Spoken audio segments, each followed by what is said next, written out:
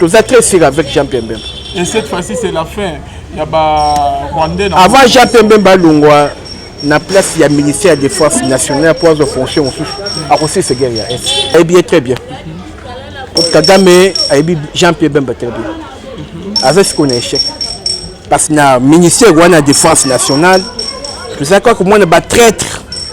Si on a battu, les Congolais, ils ont un souci avec les Congolais. Pour Kagame, il y a une force de frappe. Il y a une maintenant, je te dis que pour Kagame, à cause des milliers. À cause des milliers. Et puis, tout ça ici, tout ça, on a confiance à la personne de Jean-Pierre Mbemba. À cause de ce que je na mayeli na ye na mayeli ya mwana mboka Félix Tshilombo Tshisekedi Jean-Pierre Mbemba ko frappé tina frontière OK petit à côté na kati wapi na Rwanda ouais je vous rassure confiance 100% Satan 3 et komiko et ningisi bango hein to tcheli bango monstre de Babylone voici sa guerre c'est le woyoka il a belé beaucoup que ça na est to ko te na Rwanda na Jean-Pierre Mbemba ngombo to kankagame to juger yao to juger yao na ba maïsa na biso to créer cour et ko juger Kagame awa Jean-Pierre Mbemba ko le biso la main c'est le commande la même arme qui tue les Congolais du jour les jours un jour cette arme là tuera aussi Kagame doit en savoir plus. S'il n'a pas des historiens, moi je lui dis très bien, il doit se rappeler. Bonjour, bien-aimés dans le Seigneur. Un grand merci. Vous avez connecté la meilleure chaîne Nabiso, la voix céleste de la Lola. Et si Bonzambe et Kitara na Loyembo na Maluape na Misala, Bonzambe Lola et Zofuta. Si maintenant tu as colobaki Nzama Boeto Koye. Biso soit finalement soit toujours na cadre à informer binon na ba union tout bas soutenir biso là mamoni les pasteurs et fait amis si à la bouche autorisée de l'Éternel depuis Zurich na filo moko ya botema ya vivence de homo depuis Londres pe na maman Gisèle luke le motema papa Emmanuel na Boston là humble servant de l'Éternel maman Dorcas Mbango Nzama Lola amonayo toujours na cadre à informer binon na Matali Mboka bien-aimé dans le Seigneur boto la ba nomination. Tout le monde qui très bien, qui n'est pas présenté, Nakomo Yamona Mboka maître Jean-Paul Mukwaye, Tomé Kousouanaye, Matali Mboka bien-aimé dans les Seigneurs, situation ya Est des Andengeni, Tokomi Wapi, na Mboka, na Biso Congo, na Fati Béton, Mbote Mwana Mboka. Mbote Mupanzi Sangu, il y a FDC Santé et Sali Malam. Tout le monde a Kala, ça fait plus de 3 mois, tout le monde a été vraiment. Mbote na ba ndeko yo ba CP susu ba mono kala ba monyo so le. Na CP di makasi na pesa ba mbote belé na kombo ya République. OK, merci mon Mboka. Avant que to kota dans le vif il y a une émission na biso na nyana utuna. Est-ce que vous avez l'assurance, vous êtes toujours convaincu que l'élection est ça, beaucoup reportant à une date après 2 ans ou comment je ne sais pas. Il y a des hypothèses. Hypothèse il y a du bosso, Batouman so République Mobimba et une élection et Salama. Mais non, il y a élection, il faut les respecter. Tout ça, un problème, il y a Est. Batouana va voter en 2018. Il faut voter payer cette fois-ci. Oui. Élection et coquille, Kosalama. Mais il faut que les normes Oyo et Sengeli, élection et Salama. Élection et Zali, problème à peuple congolais. Et ça, que problème, il y a peuple congolais, soit voté. Tout ça, un grand problème. où il s'allie ba décennie na kata RDC et zali guerre ya est parce que Batouana il faut pas voter. Ce qui par exemple lelo on suppose que guerre ya est fini avant date prévue il y a élection. Donc c'est une élection. Mais si ça pose un problème que côté monsieur zali occupé que est yangona batu bazana guerre moyen bas s'enrôler ezate moyen voter les kakune ezate bakoki pe ko reporter élection, c'est unique condition oyo ko sala que élection et seulement la date prévue té. La transition. Bon, transition, oui.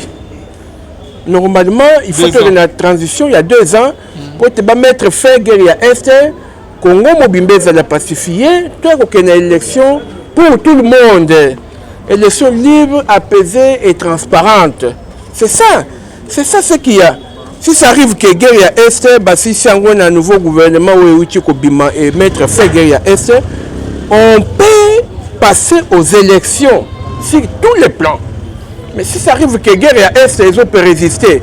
D'abord, enrôlement, et ça passe et que l'élection pour les Kakunate, moi, selon notre avis, bah, qu'on reporter pour te Congolais, surtout à voter. C'est ce que moi je peux vous dire.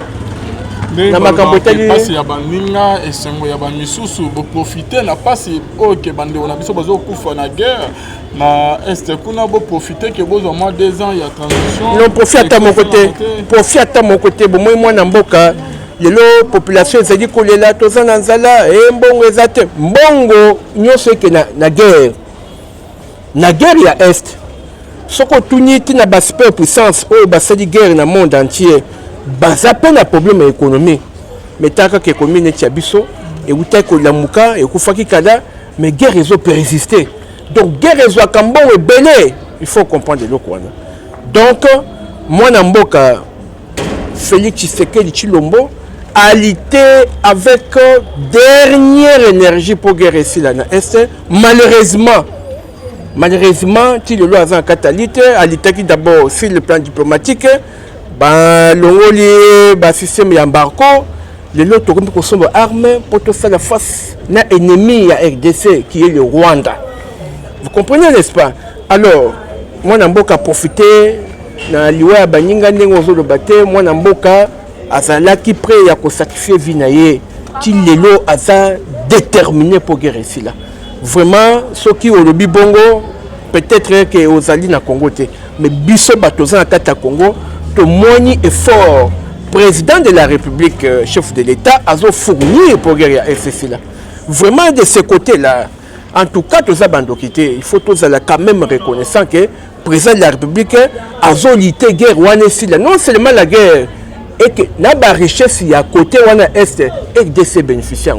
Vraiment de ce côté-là, le président de la République, Nzamba bénir yé APC Makasi pour assister à la guerre à est. Voilà. Okay, merci beaucoup, maître Jean-Paul. Est-ce que là, allez où vont les choses? On a dit comment guerre en Comme par France et donc comment côté Macron y a comment ex-président Sarkozy a eu solution montée aux juste les années. Guerre à est eza guerre moko na kati ya guerre wana ba main noire belé. À l'occurrence, communauté internationale. Tant que la communauté internationale, France passe en Akati, Grande-Bretagne en Akati, et puis même les Américains, partie de lobbying américaine, et en Akati. Donc, France a coquille jamais pour aider Bissot sur le plan militaire pour guérir à SSI là. Parce qu'elles ont soutenu le pays où les alliés ennemis, Rwanda, elles ont soutenu la France.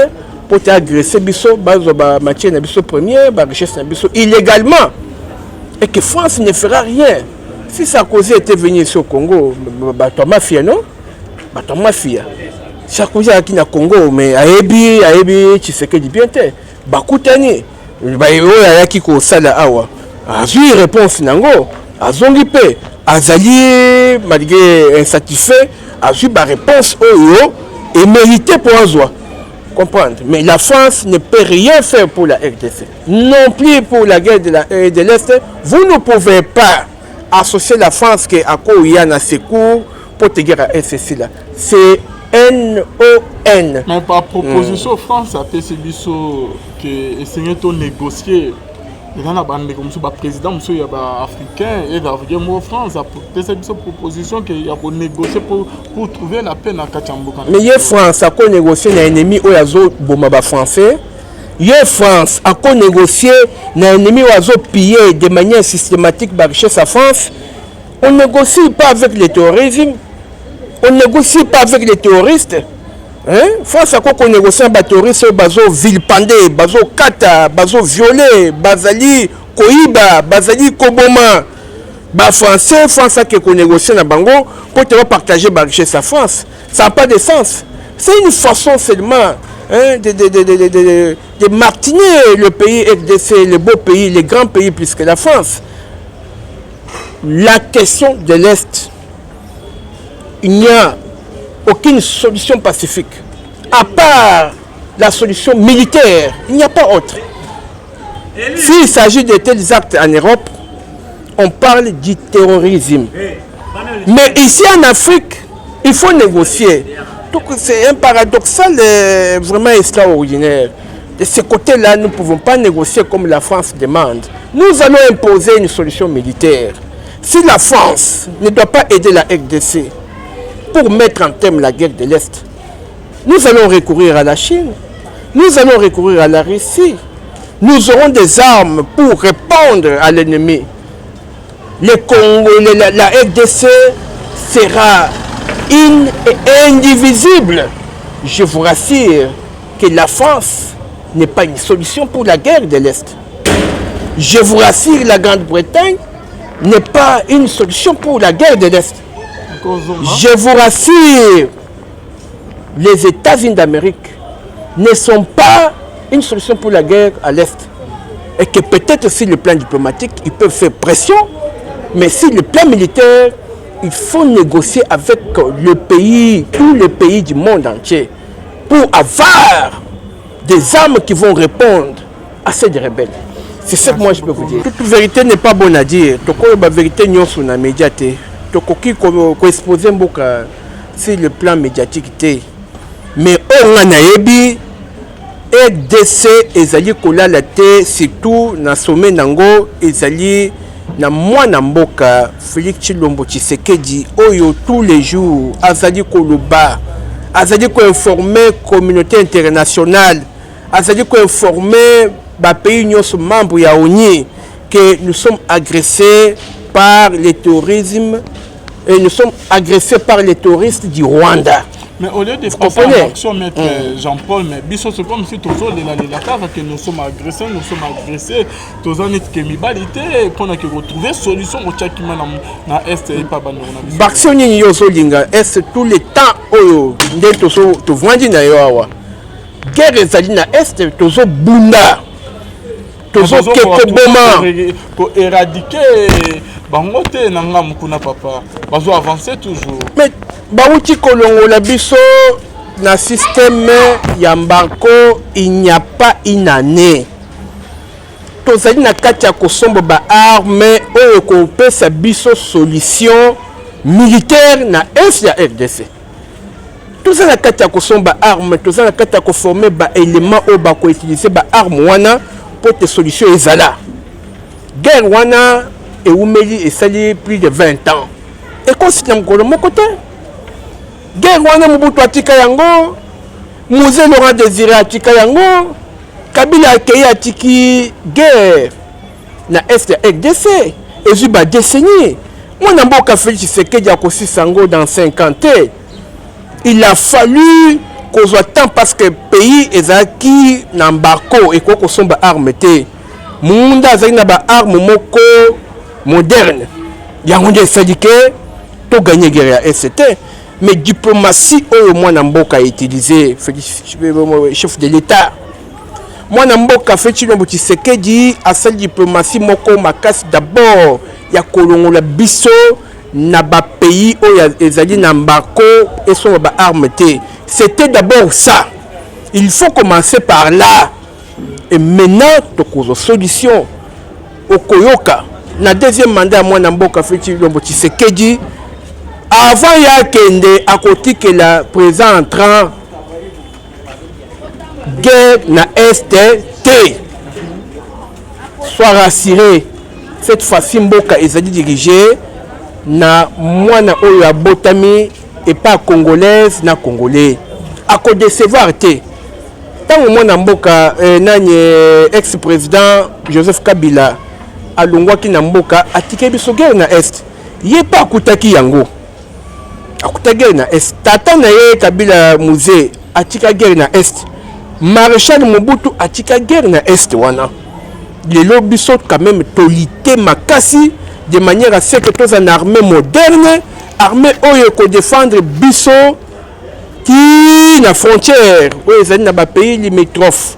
Je vous rassure que guerre ya est avant moi Namboka ce que dit assis ce deuxième mandat na ye président a ko remplacer ye a kokuta guerre na est te tozana yo tokozongela ona yo na ko bisoke na yebisaka yo que solution pour na Congo ezali Tshisekedi Tshilombo et que après deuxième mandat na ye pays ekozala pacifié tokozala jamais na guerre na est. Je vous rassure à côté du budget national na hauteur ya correspondre à besoin de la population et puis deuxièmement à côté de kimia na FDC Mobimba. Troisièmement congolais nyo surtout à bénéficier na ba richesse ya bakoko oyo batike la biso. Je vous rassure c'est ça des grandes missions que le chef de l'État en a pour le moment. Touti musika makasi bobo sanate. Touti musika. Mboke ezaki déjà à côté ka. Mboke ezaki déjà et panzanaki. D'abord chef de l'État a lutter sur le plan international. Mboka na biso et garder ba frontière nango oyo ezwaki depuis 1960 l'indépendance au Pesaka biso.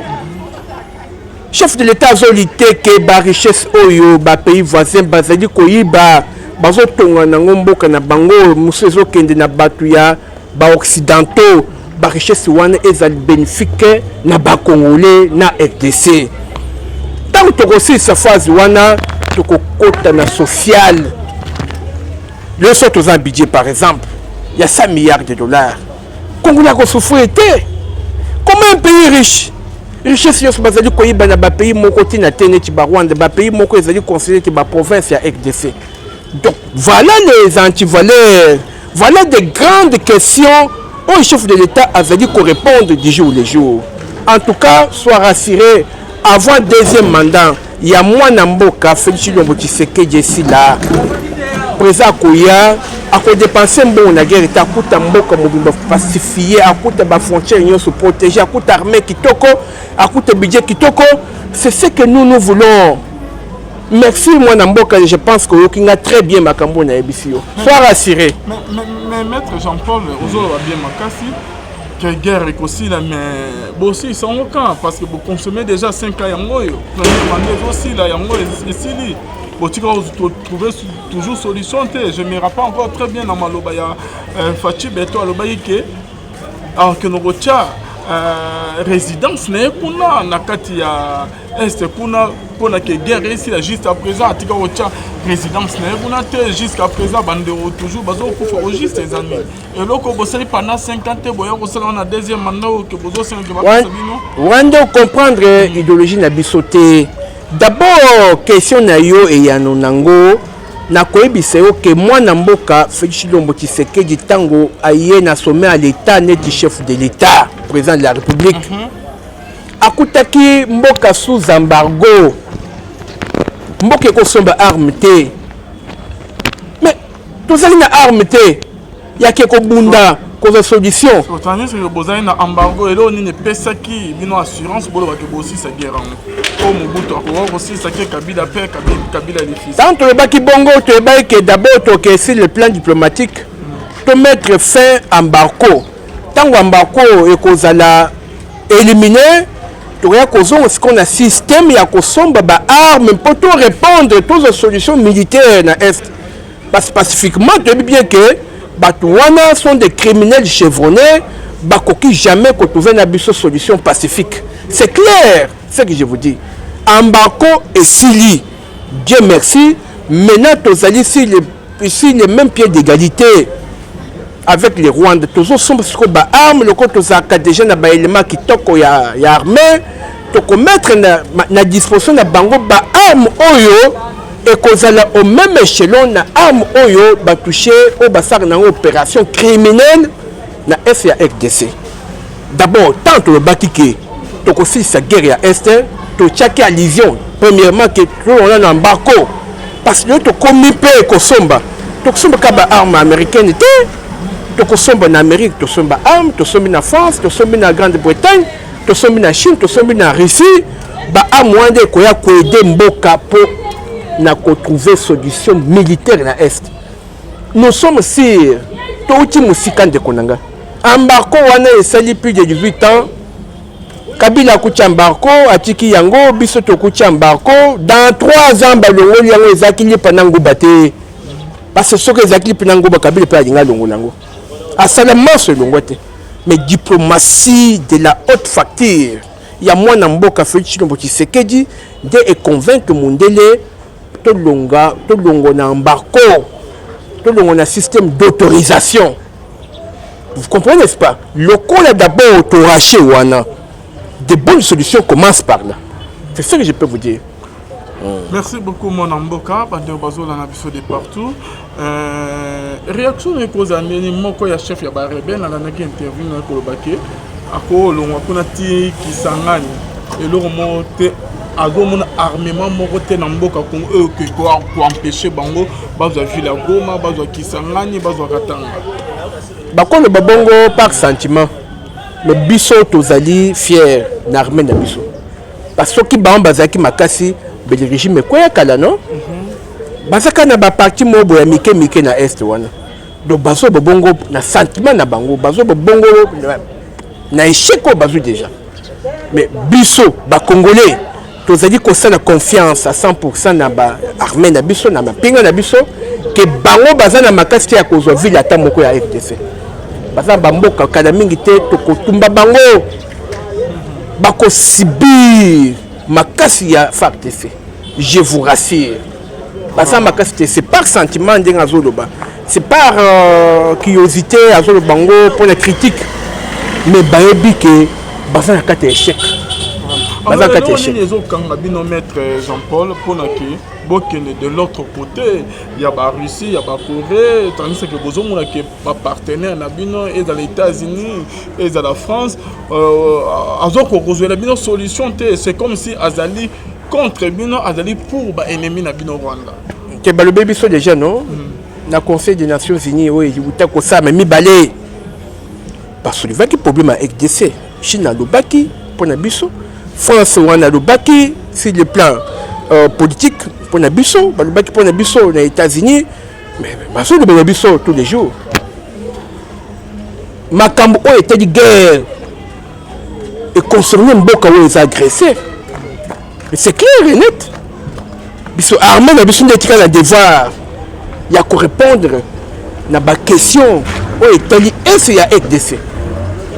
Donc armé Nabiso et composer paix la FARDC. France a bon pour Nabiso. États-Unis a bon pour Nabiso. Tous en armée où ils ont défendre Mboka. Pour le reste, Yenda zo bunda pour te essayer à pacifier. Voilà ce que je peux vous dire. Alors, merci beaucoup, maître. Alors, et là, on est là, surtout que pour la guerre en haut, et ben, la victoire, parce que les rebelles, toujours, M23, ils ont occupé toujours la zone ébélée. Il y a un arcade en cannabis, il zone jusqu'à présent, ils ont toujours occupé la zone. Il y a beaucoup de retraits, bah se retirer mingi, bah qu'on sauter. Pour le moment, bah ça la position de faiblesse, parce que radio n'a bien avec des faits, ceux qui biso pour avancer, bah le bakate. Mais ceux qui bah on va avancer pas moko, il faut bah le voilà, ils sont là-bas, ils ont fait ça.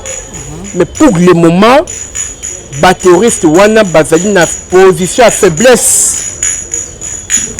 Basé la position à faiblesse. Basé déjà mouqué. L'histoire n'a pas aussi dans 2 ans. Je vous rassure. Barozalate. Votre réaction par rapport à la nomination, il y a Jean-Pierre Mbemba. Comme ministre, il y a défense. Réaction bon, réaction d'Angaï est positive. Parce que Mbemba azali mwana mboka. Jean-Pierre Mbemba Ngombo azali né d'une mère congolaise et d'un père congolais. Expérience yaye yangonde et c'est que chef de l'État a nommé la défense nationale parce que quand même tic-tac militaire Jean-Pierre Mbemba azanango. Le col azali obligé à causer la mboka. Yangoana chef de l'État a confié mission armée pour te souci à chef de l'État à zone du commande en guerre à STT. Donc Jean-Pierre Mbemba a bien placé la défense nationale pour te tic-tac naé n'a pas maïlo yaye parce que ça m'a donné chef ya milice à ça quand même la maturité militaire aïe le biso expertise dans les soucis du chef de l'État président de la République pour te guerre à Est et si là il y a un nommé Jean-Pierre Mbemba ministre de la défense nationale.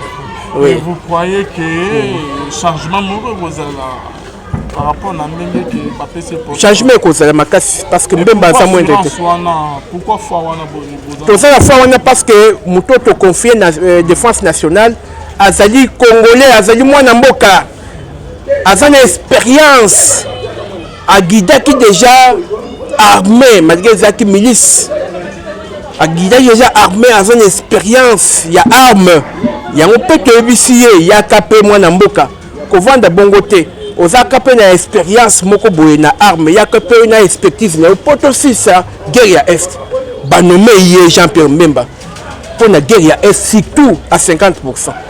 Pour guerre ya est c'est parce que azana expérience ya arme. Voilà ce que je peux te dire. Ndenge M23 bazali ba Rwandais c'est que vous après na maramnon tout attaquer M23 dit soutien militaire ya Rwanda ya Paul Kagame bino boza sûr que elongona Jean-Pierre Mbemba beaucoup si sa guerre wana tous très sûr avec Jean-Pierre Mbemba et cette fois-ci c'est la fin ya ba Rwandais avant Jean-Pierre Mbemba longwa na place ya ministère des forces nationales pour aux fonctions à cause de guerre ya est. OK à cause de guerre. Nous avons la foi. Et message nous ne pouvons passer na Paul Kagame parce que le but que non Paul Kagame azali un peu inquiet par rapport à la nomination de Jean-Pierre. Parce que bien très bien. Paul Kagame a eu Jean-Pierre Mbemba très bien. Avec ce qu'on a échec. Parce que le ministère de la défense nationale, je sais quoi que moi ne pas traître. C'est qu'on a battu azali congolais, azan souci à ba congolais. Paul Kagame a eu force de frappe ya moto. On a eu maïlo azakanango. Maintenant, je te dis que pour Kagame, à cause de milliers. À cause de milliers. Et puis, tout ça ici, tout ça, a confiance à la personne de Jean-Pierre Mbemba. À cause de ce que je est. Na maïli, moi, Namboka, Félix Chilombo Tshisekedi, Jean-Pierre Mbemba ko frappé qui la frontière. Qui la frontière. Qui la frontière. Ok, tu as côté Nakati. À côté Nakati, wapi? Rwanda. Nakati Rwanda. Ouais, je vous rassure. Donc, à Zongi, c'est la biso babiloko tomona c'est ya ba Mobutu, c'est ya ba général Mayele.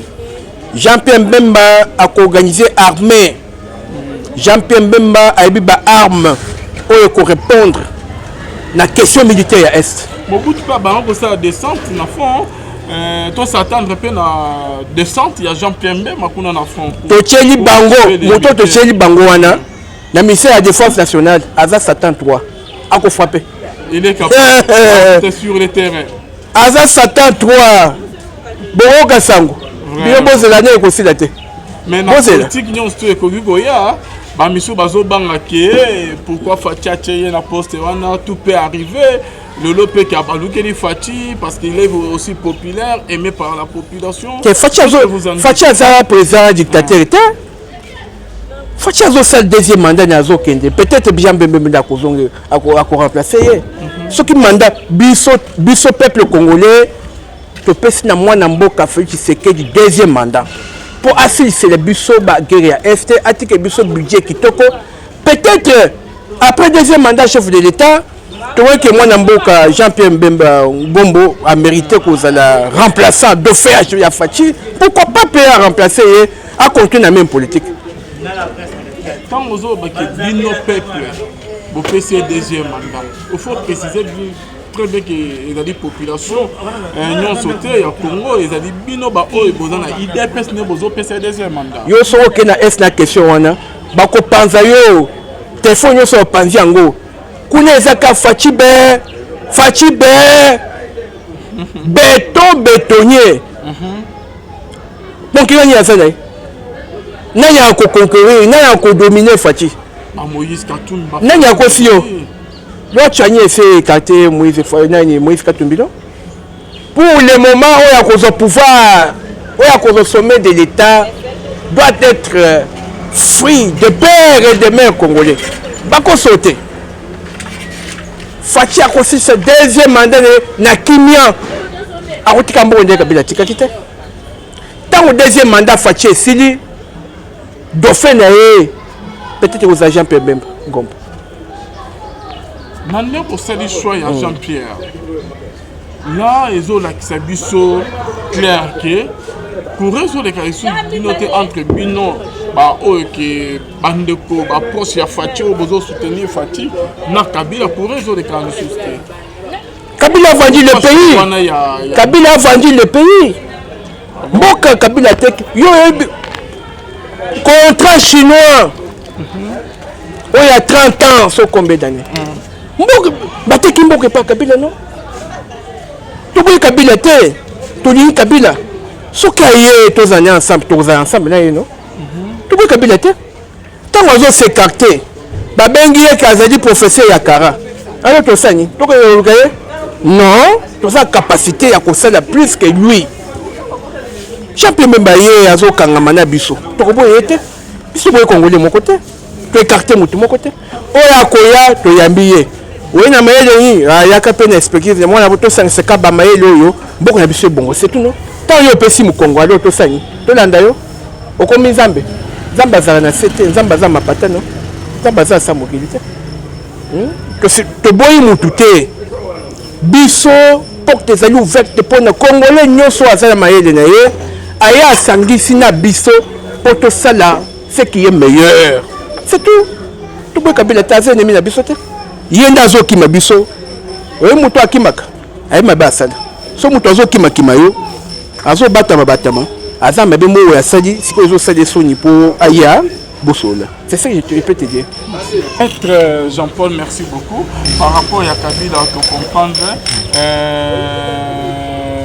bandeko bazolanda biso babangela na bango soit ya Fachi Beton te bamso balobi ka sali foswa. Il a fallu qu'à un conseil coach Jean-Pierre na esika wana et il a commis une grosse erreur. Il fallait qu'il parle yo non. Jean-Pierre Mbemba fut un chef militaire a géré pendant plusieurs années milice naye au Ezaka côté Équateur. Pour na biso à son expérience ya o babengi arme. Pour na biso Jean-Pierre Mbemba a son expérience naye wana. Azala yango ake ko appliquer yango na SIA RDC pour te tous en solution. Surtout chez Jean-Pierre Mbemba wana tu biti na uni to chez wana. To chez Jean-Pierre Mbemba wana pour nga na biso. To chez Jean-Pierre Mbemba wana pour un seul objectif ou deux. Premier objectif pour organiser l'armée. À nettoyer l'armée. Armée comme ya ba Congolais. Deuxième objectif au toucher Jean-Pierre Mbemba wana et ça pour assurer le biso guerre à est. A une expertise na ye. Nandenga Zakacho aza Satan 3 hein. Poutine aza Satan 2 mais biso na RDC tous en Satan 3. Jean-Pierre Mbemba Ngomba. A confie sa guerre à est. Année moko ekolekate. Zéro comment. Maître Jean-Paul baloba ke ki ya bibwara. Donc on ya sali akopo bandelete asala. Il paraît que Nyaga Botola Joseph Bokonzino. Est-ce que akopo Botola ko sala coûte que Botola Fachi Bokonzino. Ayebaki que Joseph Kabila azali na étranger. Aza 100% congolais.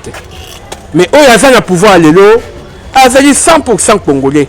Deko ya Jean-Pierre Mbemba ba connaît pas ensemble. Ba yebani très bien. Jean-Pierre Mbemba koki ko trahir mboka na biso jamais. Tu dois avancer déjà. pays est comme une démocratie. La bonne démocratie, c'est les élections.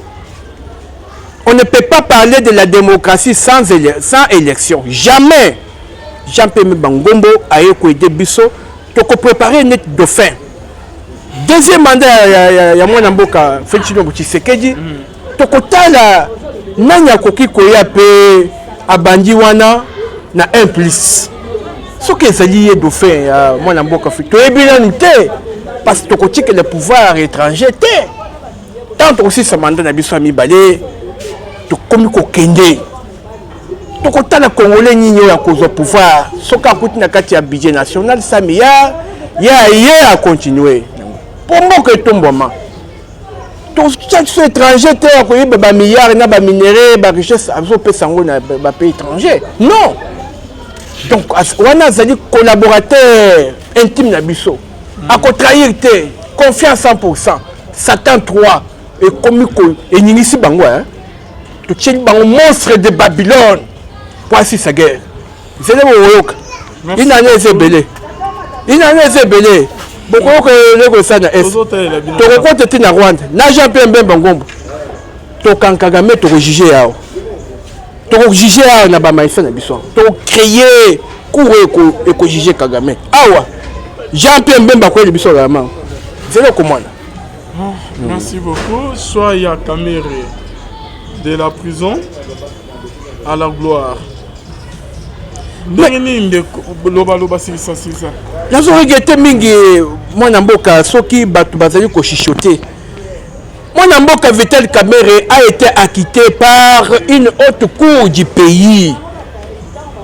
La cour de cassation a vu que le monsieur n'avait pas la signature à l'époque parce que beaucoup de gens baso do bakaka moyebi wana mais à l'époque mwana mboka Vital Kamerhe asaka moyibité parce que biso tokolanda o justice à lobby na cour de cassation ba quitté hier azase sauf à quoi peine perspective na économie c'est un professeur en sciences économiques bini bolingi bacha ba imagine na économie côté que liboso te koko mise bo bango yemela moyibi non yembela ke moyibi tant ba quitté qui était donc c'est là qui décision il y a justice mais le quoi décision la justice c'est le but que aïba quitté batu oyo ba meilleur républicain ba meilleur démocrate ba respectaka ba décision il y a justice justice la lobby qui aïbi na été c'est quoi yo lingi ba lobby aïbi te kititi bino quand même il faut qu'on reconnaisse en gros non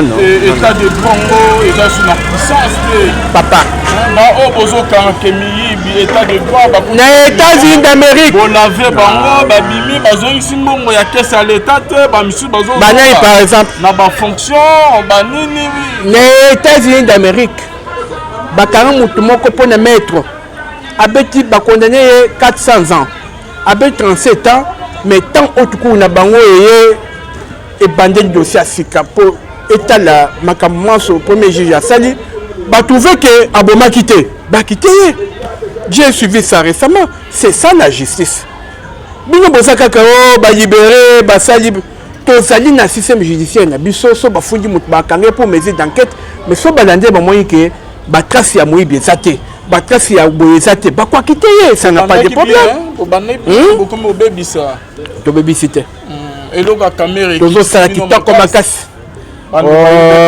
bino makasi bino boyembela ki bofinga ki moyibi le ko mo betela ye maboko aza moyibi te ada doctorat ada licencié ada mayele bona boy mais na quoi répondre c'est simple non la cour de cassation c'est la dernière cour pour la FDC des droits communs cour de cassation et connaître fond il y a dossier à Vital Kamerhe ba trouver que azali naye moyibité ba quitté ça veut dire qu'il n'a pas commis l'infraction il est acquitté kaviche naye azali vierge il y a mo ba pesi économie expérience naye il y a professeur il y a sciences économiques akoya na wana pour l'économie à biso ça toujours na makasi c'est positive ça pose pas de problème ça pose pas de problème ça pose pas de problème Congolais yo lingi nini Congolais tika kindoki ça madame te Vital Kamerhe a travaillé à biso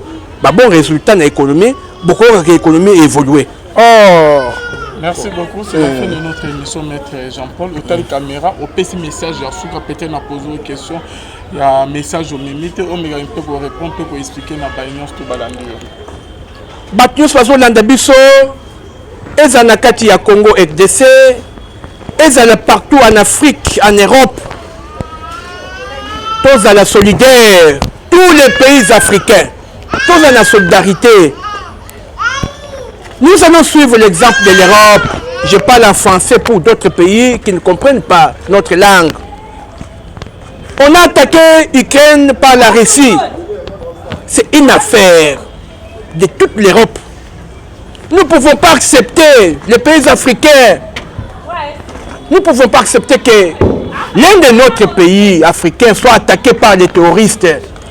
Non!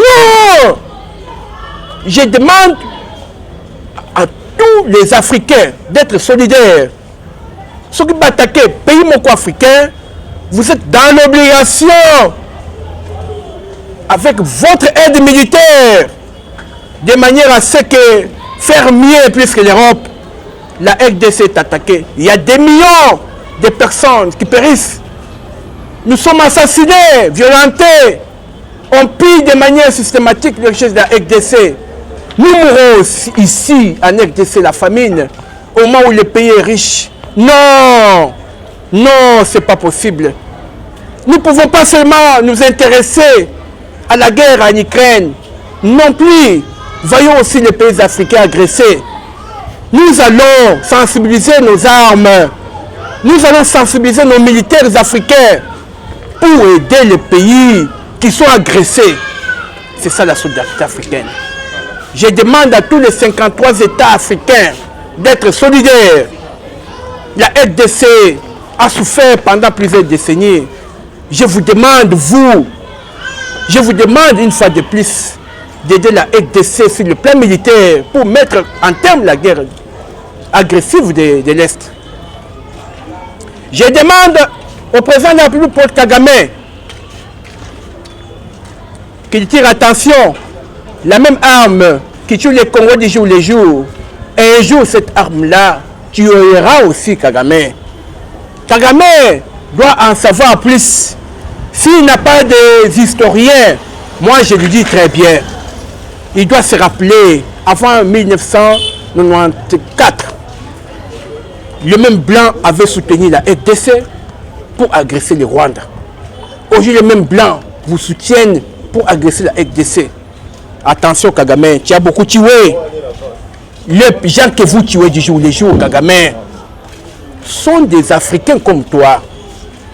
Kagame, les gens que vous violentez du jour les jours par entremise de vos criminels, sont des Africains comme toi. Tous les Africains ont droit à la vie. Tous les Africains ont droit à la paix. Kagame, il ne faut pas suivre les Blancs. Kagame, venez par la grande porte à Kinshasa, négocier avec votre collègue. Si votre pays est pauvre, on doit se partager. Mais cette fois-là, de manière pacifique. Il ne faut pas devenir riche en tuant, en assassinant. Ce n'est pas correct, toi, Paul Kagame. Paul Kagame, aujourd'hui, au sommet de l'armée, il y a une personne qui doit vous avertir. Au sommet de l'armée, il y a une personne qui doit vous arrêter. Il est temps pour Kagame de se repentir. Il ne faut pas tuer les Congolais. Les Congolais sont des Africains comme toi. Merci beaucoup. Ce que je peux présenter Nabana Mboka, Yabiso à Kinshasa, tous à la rassurer que national l'État, tout ça, Mouto Azo Bundela Biso, Azo Bundela Kakate sur le plan national, Azo Bundela Biso sur le plan international. Tout ça qui a des difficultés, ceux qui de l'autre, tout ça, un problème social, pour comprendre, guerre, il y a Kambon Mingi. Le leur ici a une superpuissance, mais guerre a sali nakati ya Ukraine, économie de paix et Kitimuke. Mbongo nyonso tokozwa ezoke na est. Tout ça en cas de guerre, pour comprendre, guerre ici là. To récupérer ba richesse na biso bimaka ikenda ailleurs. Moi na mboka Félix Tshisekedi azongo le social pour que ça aille bien. To peut essayer chance. To peut essayer chance dans le deuxième mandat pour assister sur guerre est. Atike biso budget oyo ko répondre na besoin du peuple congolais. Nazo ebise bino toka isepona mutu musute toka isepona mwana mboka Félix Tshisekedi parce que aza déjà ba technique oya ko sala pote mboka etikala na à la hauteur mo boye. En tout cas tout ça de confiance. Bana mboka nyonso bazan ba petit problème, je suis votre serviteur. Ozaka na problème na RDC ba etufa dossier na yo, procès no ba etufango ba botolo le pango bazaka mbono na songo pakala bakanga ete parce que azaka protégé. Azaka protégé na ba autorité ya régime wana uti koleka. Il est maintenant temps ya koya justice ezali pona batu nyonso. Actuellement avec le régime de Tshisekedi, la justice est pour tout le monde. Benga biso na numéro wana 0421 238 2288. Vraiment celui-ci est causada. Mais comment on fait on agit à zate? Ezalanga, ezalanani soko commettre infraction bako sambisa yo. Topesi mwana mboka Félix Tshisekedi félicitations belé parce que à ce concours moko kitoko ya ba magistrat azu ya bakisa biso 5000 magistrats na kati ya mboka. Mais à signer ordonnance na bango babanda musala parce population avait besoin pour te ba magistrat wana ba ke ko travailler ba rendre justice ba rétablir ba droit brisé to senga mwana mboka Félix Tshisekedi à sa diligence pour signer ordonnance à ba magistrat. Nous avons dit. Merci beaucoup Maître Jean-Paul et c'est la fin de notre émission. Bonzambe na bonzambe Lola Ezofuta on se retrouve à la prochaine. Nous ne pouvons pas accepter les pays africains. Nous ne pouvons pas accepter que l'un de notre pays africain soit attaqué par les terroristes. Non! Je demande à tous les Africains d'être solidaires. Ceux qui attaquent les pays africains, vous êtes dans l'obligation, avec votre aide militaire, de manière à ce que faire mieux plus que l'Europe, la RDC est attaquée. Il y a des millions de personnes qui périssent. Nous sommes assassinés, violentés. On pille de manière systématique les richesses de la RDC. Nous mourrons ici en RDC, la famine, au moment où le pays est riche. Non, non, c'est pas possible. Nous ne pouvons pas seulement nous intéresser à la guerre en Ukraine. Non plus. Voyons aussi les pays africains agressés. Nous allons sensibiliser nos armes. Nous allons sensibiliser nos militaires africains pour aider les pays qui sont agressés. C'est ça la solidarité africaine. Je demande à tous les 53 États africains d'être solidaires. La RDC a souffert pendant plusieurs décennies. Je vous demande, je vous demande une fois de plus d'aider la RDC sur le plan militaire pour mettre en terme la guerre agressive de l'Est. Je demande au président de la République Paul Kagame qu'il tire attention, la même arme qui tue les Congolais du jour les jours. Et un jour, cette arme-là tuera aussi Kagame. Kagame doit en savoir plus. S'il n'a pas des historiens, moi je lui dis très bien, il doit se rappeler, avant 1994, le même blanc avait soutenu la RDC pour agresser le Rwanda. Aujourd'hui, les mêmes blancs vous soutiennent pour agresser la RDC. Attention Kagame, tu as beaucoup tué. Les gens que vous tuez du jour les jours, Kagame, sont des Africains comme toi. Kagame, les gens que vous violentez du jour les jours par entremise de vos criminels, sont des Africains comme toi. Tous les Africains ont droit à la vie. Tous les Africains ont droit à la paix. Kagame, il ne faut pas suivre les Blancs. Kagame, venez par la grande porte à Kinshasa. Négociez avec votre collègue. Si votre pays est pauvre, on doit se partager. Mais cette fois-là, de manière pacifique. Il ne faut pas devenir riche en tuant, en assassinant. Ce n'est pas correct, toi, Paul Kagame. Paul Kagame, aujourd'hui, au sommet de l'armée, il y a une personne qui doit vous avertir. Au sommet de l'armée, il y a une personne qui doit vous arrêter. Il est temps pour Kagame de se repentir. Il ne faut pas tuer les Congolais. Les Congolais sont des Africains comme toi. merci beaucoup. Ce que je peux présenter na Banamboka, Yabiso à Kinshasa, tous à la rassurer que national l'État, tout ça, Mouto Azo Bundela Biso, Azo Bundela Kakate sur le plan national, Azo Bundela Biso sur le plan international. Tout ça qui a des difficultés, ceux qui de l'autre, tout ça un problème social, pour comprendre, guerre, il y a Kambon Mingi. Le leur ici a une superpuissance, mais guerre a sali na kati ya Ukraine.